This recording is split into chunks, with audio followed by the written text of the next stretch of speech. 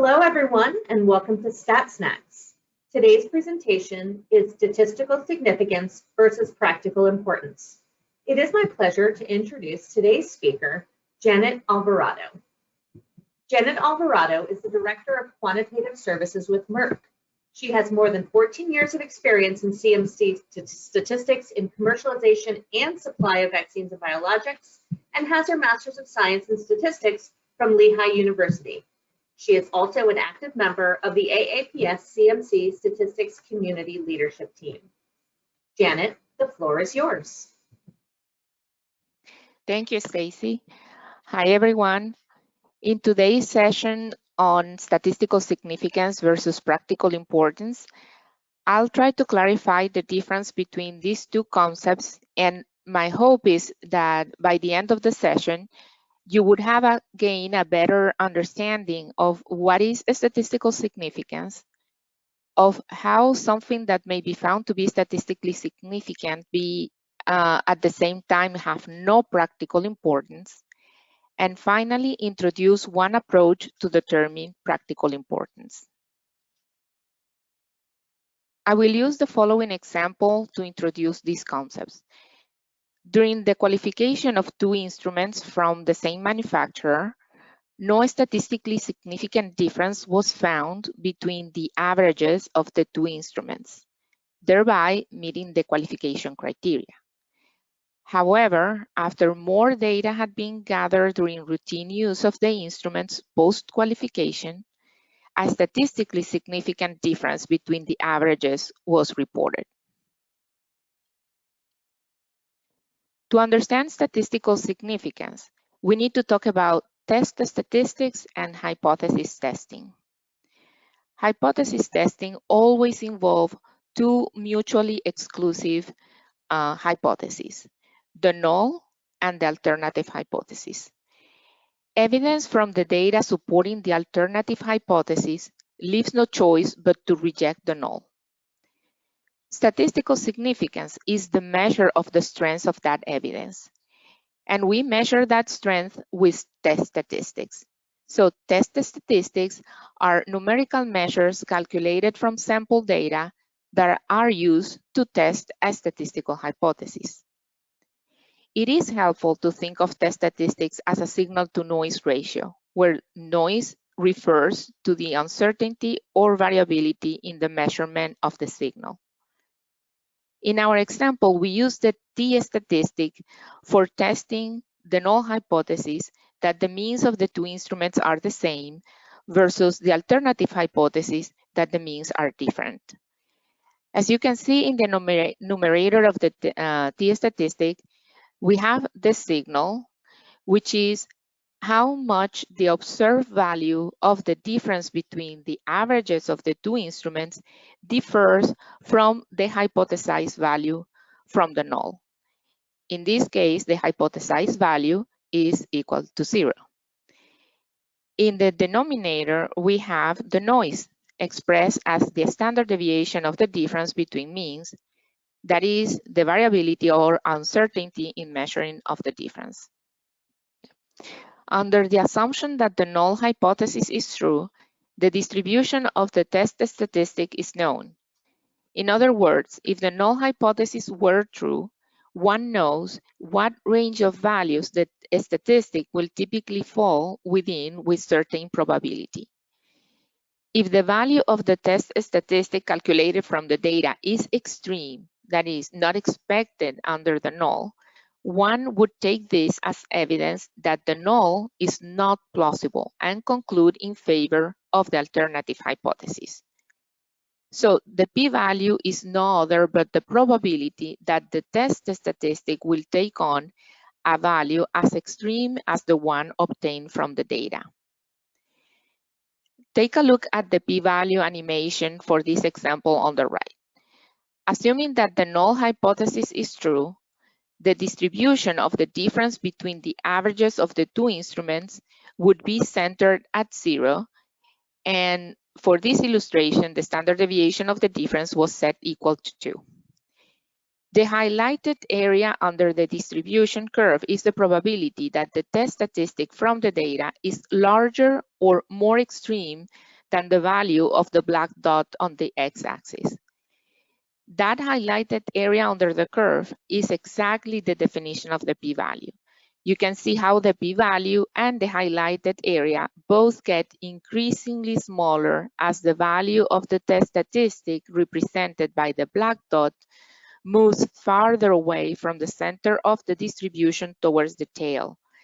That is, when the value of the test statistic becomes extreme or unlikely under the distribution of the null. Now that we have a clear understanding of the meaning of a p-value, let's use the example again to show the pitfalls of making decisions based solely on p-values.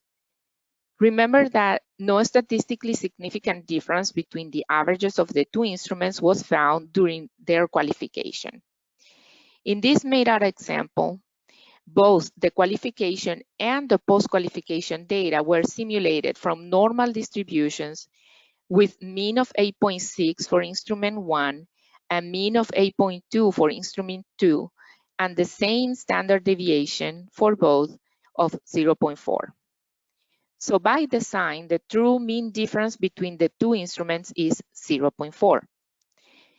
During qualification, a sample size of 6 from each instrument was used, and the test for are the means equal resulted in a p-value of 0.575.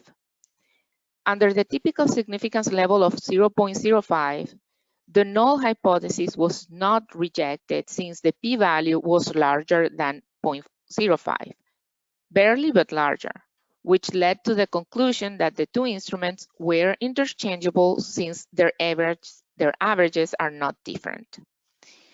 With a larger sample size of 10 from each instrument just after they are in operation, the test of hypothesis now results in a p-value of 0.0336, which is less than 0.05, and leading then to the rejection of the null in favor of the alternative that the means of the two instruments are statistically significantly different. How come are we reaching different conclusions with two different samples from the same populations? Which one of these two conclusions is correct? By the way, I just want to make clear that I'm not advocating for the use of a t-test for the qualification of two instruments. The example presented here is just for illustration. The recommended test of hypothesis in that case would be an equivalency test, which will be presented at another Snax, so be on the lookout for that session. But coming back to the example, I hope that it is clear now that p-values are influenced by sample size and sampling variability. There are other quantities in this output that are not only more informative than the p-value, but also provide a way to facilitate decision making. I am referring to the confidence intervals for the difference in means, which is the parameter of interest we are discussing in this example. Zooming in the output on the previous slide, the red squares highlight the confidence intervals for the difference between the mean of the two instruments. Since we are using a significance level of 0.05, we have calculated 95% confidence intervals. You can readily see on the left-hand side that when the p-value is larger than the level of significance, the confidence interval expands from negative to positive values. That is, it includes the p-value of the value of the hypothesized null, 0 in this case. On the other hand, when the p-value is less than the level of significance, the hypothesized value of the null is not within the confidence interval. So by just considering the confidence interval, you could also arrive to the same conclusions that you would by using the p-value. However, with the confidence interval, in addition, you also get information about the precision in the estimate of the parameter. The more data you have, the better the precision of the estimate, so the confidence interval would be narrower.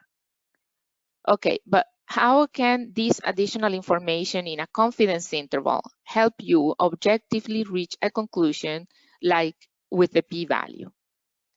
With p-values, you just compare to the threshold or significance level, and then you can decide in favor of the alternative hypothesis or not. It is as simple as a yes or no answer. But how do you do that with a confidence interval? Well, this is where practical importance comes in. Consider the following situation. You go on a week-long vacation. Upon returning, you see you've gained some weight. What your answer would be to the following questions. How many pounds would you need to gain during that 1 week to make you decide starting a diet? Is it 2 pounds? Is it 4 pounds? Or something extreme as 10 pounds? I bet each one of you have a different tolerance level to how much weight can you gain that fast as that you care of. Would your choice change if you consider the following? What if you have seen as much as 3 pounds fluctuation in your weight on any given day before? You know, weighing yourself in the morning, then at night, or before and after a long workout, for example. What is the precision of your scale is two plus or minus 2 pounds. After considering this, you may confidently cross out the 2 pounds threshold, or definitely start the diet if you see the 10 pounds gain, because in that case, the signal, that is the 10 pounds, is 5 times larger than the noise, that is the precision of your scale. Maybe if you are at 4 pounds, then that's a personal choice. Let's illustrate one approach to determining a threshold for practical importance. Let's bring in the specifications or other relevant criteria into the evaluation. To guarantee the quality of the product, we need to meet the specifications. Assume the specification for the attribute measured by the instruments is relatively far from the instrument's average. For example, the specification is 5 and the average of the two instruments we said is 8.4. In that case, the difference of 0.4 between the average of instrument 1 in red versus instrument 2 in blue, which we know was statistically significant, may not be practically important because there is no risk of producing an OS result at any of the listed process means, as shown in this in the highlighted expected % OS column. The same exact example, but let's assume now that the specification is 6.9 instead of 5. Now the average of the two instruments is much closer to the spec. As a result, the same difference of 0.4 between instruments 1 and 2, which could be as large as 0.8 based on the 95% confidence interval, makes an OS result from instrument 2 much more likely. And so the same difference between instruments would have practical importance because of the increased risk of OS. So in determining or defining a threshold for practical importance, the following should be considered. The magnitude of the difference as given by the confidence interval, because the confidence interval includes information about the precision of the estimate. The precision of the measurement method, that is the estimate of variability or noise, since the larger the variability, the wider the distribution of individual values about their mean. Relevant criteria, such as specifications, targets for process capability, etc., compared to current performance, how close to exceeding these limits the process is considering the estimated change. Finally, perhaps the most important of these considerations is the subject matter expert knowledge, as the SMEs are better equipped to evaluate the implications or consequences of several choices of limits for practical importance. In summary, there are 3 key takeaways from today's session. Number 1, statistical significance does not automatically imply practical importance. Number 2, the size matters, I mean the size or magnitude of a statistically significant result in comparison to a decision limit. That's what matters. Consideration needs to be given to the precision in the estimation, which means confidence intervals are what need to be evaluated against the decision rule. Number 3, defining a limit of practical importance can be informed by statistics, but SME input is critical in the final selection of the decision rule. I'd like to thank the members of the AAPS CMC Statistics Core team for their valuable time in reviewing this content and providing suggestions. And thanks everyone for listening.